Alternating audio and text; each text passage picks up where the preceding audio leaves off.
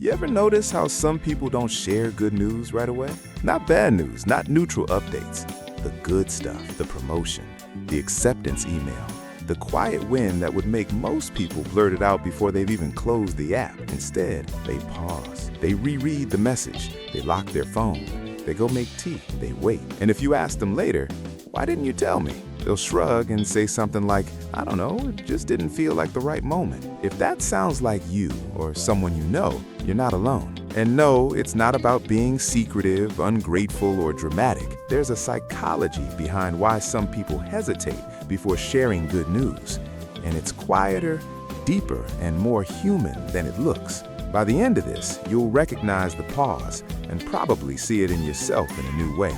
Let's start with a familiar scene.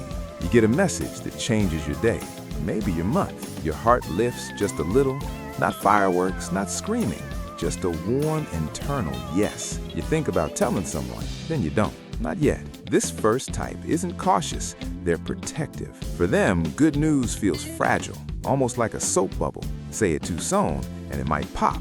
These are people who've learned, often quietly, that celebration invites interference. Questions, opinions, expectations. Someone saying, "What's next?" before the joy has even settled. So they wait, not because they don't value the people in their lives, but because they value the feeling itself.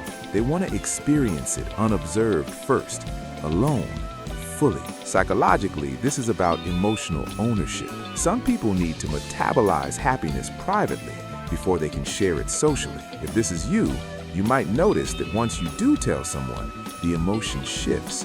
It becomes smaller or heavier or less yours. So you pause, not to hide, but to savor. Maybe you tell yourself, "Let me feel this first."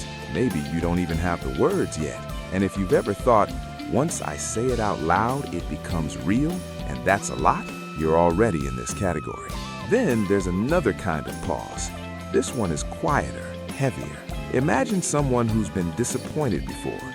Not loudly, not dramatically, just enough times that hope learned to walk on tiptoe. They get good news, and instead of joy rushing forward, something else shows up first. Caution, a mental foot on the brake.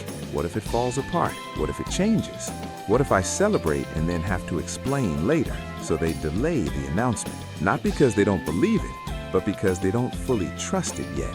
This psychology is shaped by loss, reversals, or moments when happiness felt temporary. The pause becomes a buffer, a way to soften potential disappointment. These people often tell themselves they're being realistic, but underneath, it's emotional self-preservation. They're giving the future a few hours or days to prove it won't pull the rug out. If you've ever thought, "Let me wait and see if this sticks," that pause isn't pessimism, it's experience speaking softly. Now here's a different profile altogether. Some people hesitate to share good news because they're acutely aware of how it lands.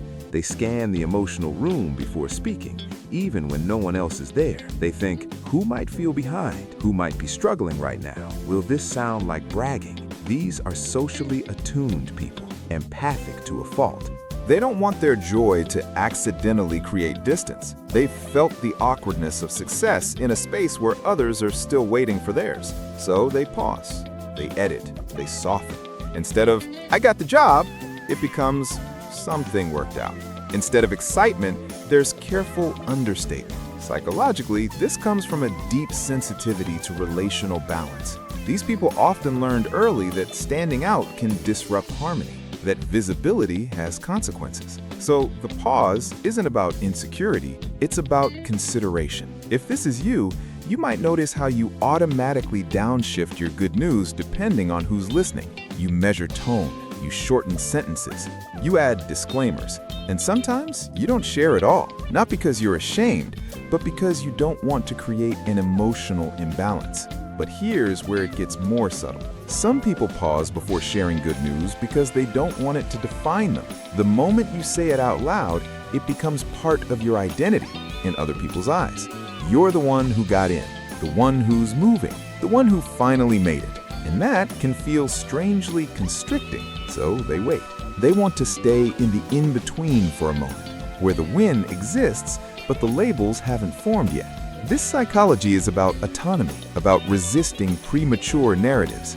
If you've ever felt a strange resistance to being congratulated, not because you didn't earn it, but because it felt like being assigned a row, this might be you. The pause is a way of staying undefined, of letting the experience be personal before it becomes public.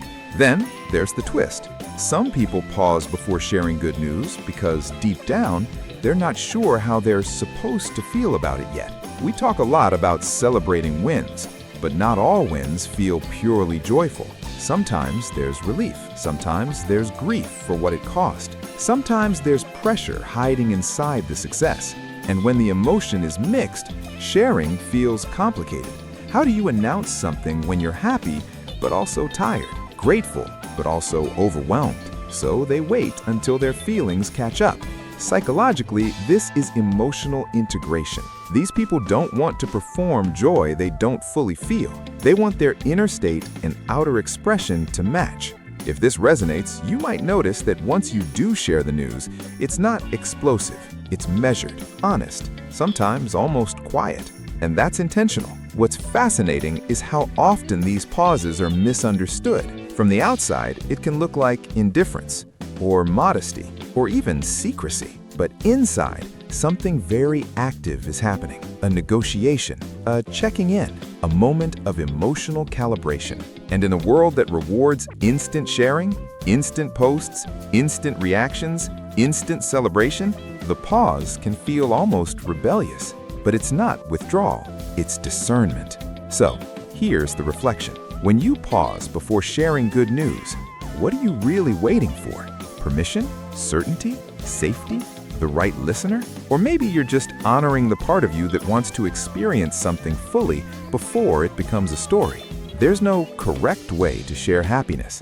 Some people burst, some people whisper, some people wait. And if you're someone who pauses, that doesn't mean you feel less. It might mean you feel more awareness, more history, more responsibility for the emotional ripple your words create. So which version of this pause fits you? And how might your relationship with good news change if you stopped judging the delay and started listening to what it's protecting? If this resonated, let it sit with you. And if you want to explore more of the quiet behaviors we rarely talk about, you know where to find this channel.